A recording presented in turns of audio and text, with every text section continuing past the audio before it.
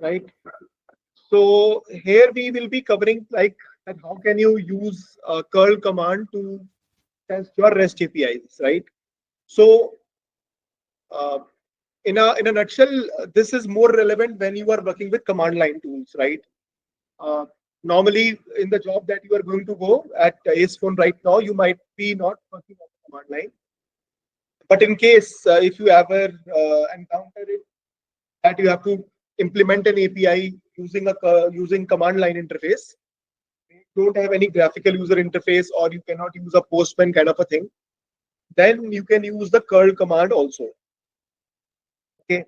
So curl is a command line tool used for data transfers and support around 22 protocols, including HTTP. Its versatility makes it an excellent ad hoc tool for testing REST services efficiently. Okay. So curl offers around 200 command line options, which can be used with or without URL in the command. Now, with every command, you also get multiple option or flags.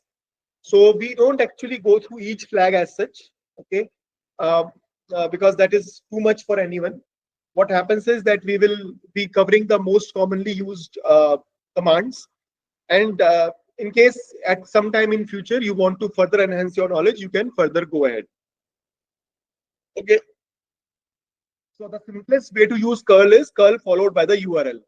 So whatever URL you are using for the API, you will simply write curl on your command line and follow it up by the URL of the API.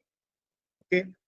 Second is when you want to make a post, right? So in case of get, you don't have to pass the method, but when you want to post or put, right, minus capital X flag and then post command followed by minus capital H flag, then you will give the content type, and then in the minus D you will give the data, and finally the URL.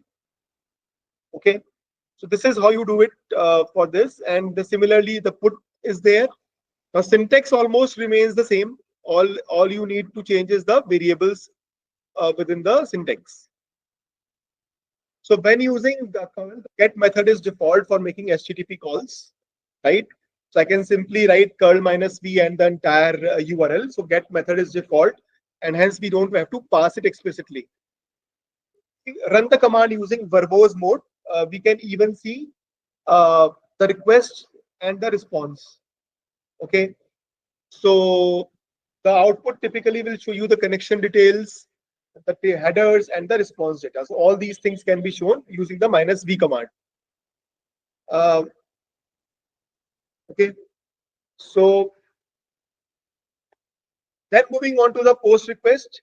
So whenever you are using any other method, you have to define it explicitly, or uh, the data that we have to send, right, that we use using the minus D option, right?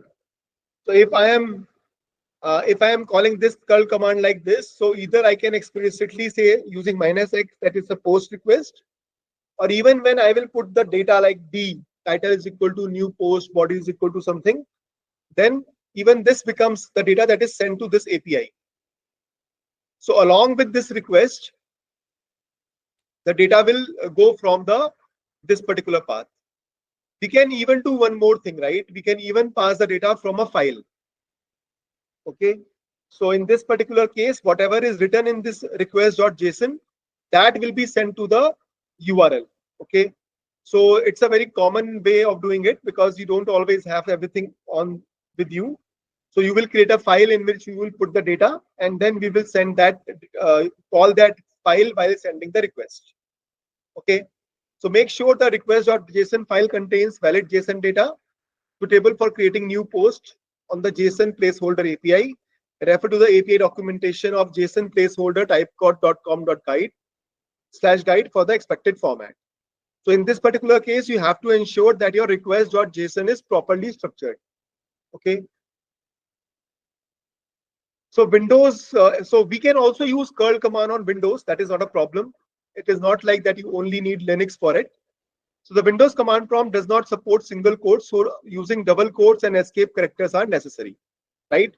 So the way here I have put single quotes over here, I cannot use that on Windows. So I have to use double quotes over here. And whenever I am putting double quotes, I have to use this backward slash.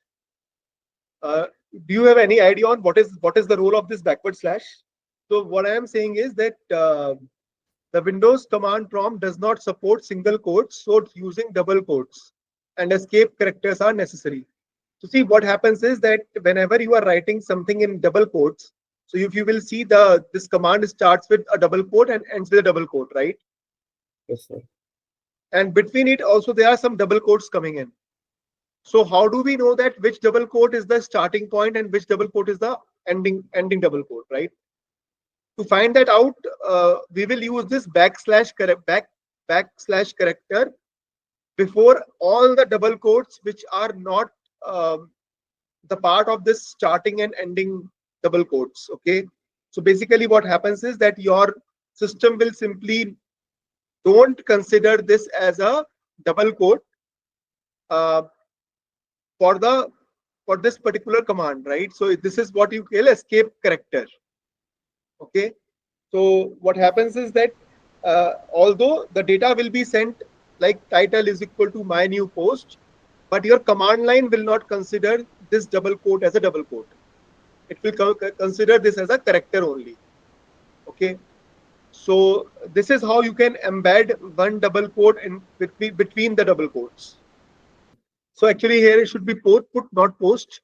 But other than then, everything remains the same. We all know that put is for updating and post is for entering a new record.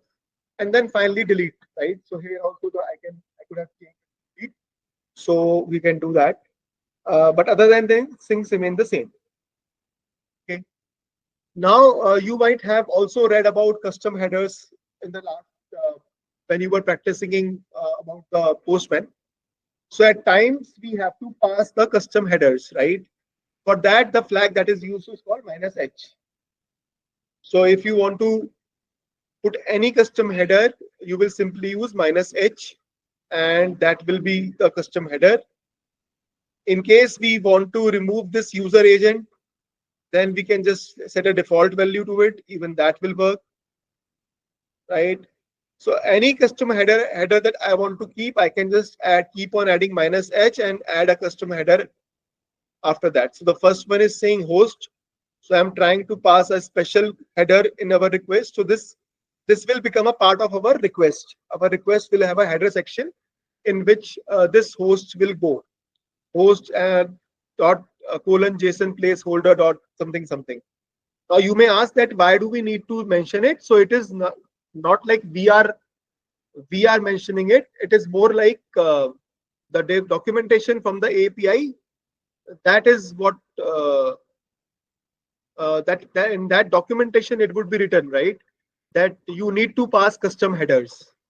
Okay, so based on that documentation, we will be passing these custom headers.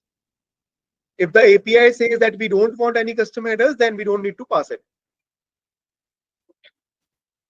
Again, we also read about the authentication. So similar way, we can also do the authentication with curl. Okay, here for basic authentication, basically you can embed your username and password using the -- user option. Okay.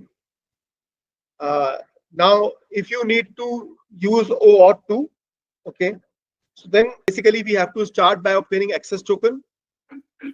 So you will first make a request to your authorization service, get the access token, and then use the access token or the authorization header for the submitting the request. Okay, so this is my access token that I received.